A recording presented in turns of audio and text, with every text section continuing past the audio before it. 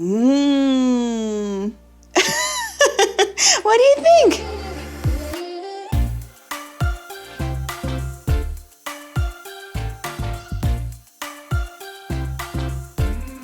Hi, and welcome to the Bum's cooking series, Baby Bites.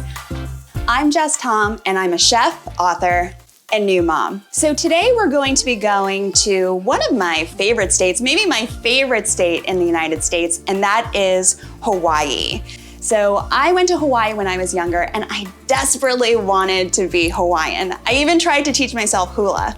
The dish we're going to be making is called Haupia, which is a really popular, really common dish that's basically kind of like a rich and refreshing coconut pudding. These are flavors that are near and dear to my heart. It's served at luau's and incorporated in all sorts of desserts, whether it's pies, cakes, donuts, and even on ice cream. So Haupia is traditionally made with coconut milk and some sort of stabilizer, whether that's cornstarch, arrowroot, gelatin, or anything like that. But today we're actually going to use oatmeal. We're going to liven up a dish that he normally has for breakfast, but give it some extra flavor, give it some extra fat, and introduce a new ingredient to him. So what's great about this dish is that it basically only uses 2 ingredients.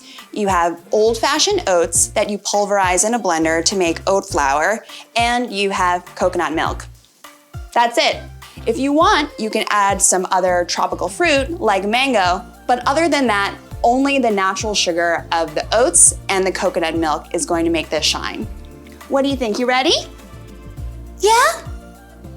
To make your haupia, the first thing you want to do is make your oat flour. You don't need to go to the store to buy it. All you need to do is add your old-fashioned oats to a blender and whiz it up on high. You could also use it as oatmeal, or you could use it as a flour substitute. When you're ready to make your haupia, simmer 2/3 cups of coconut milk. Then add 1/4 cup of oat flour. Whisk continuously for 2 to 3 minutes, making sure there are no lumps. The mixture is done when it easily pulls from the sides of your pot. That looks good.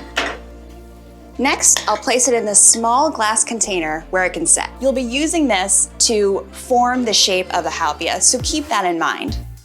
Wet your fingers and use them to tamp down and smooth the top of your haupia.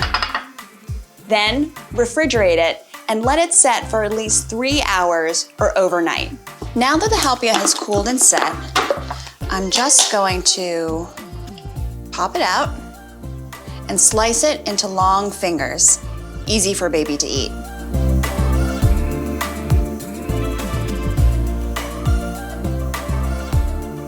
And here you go.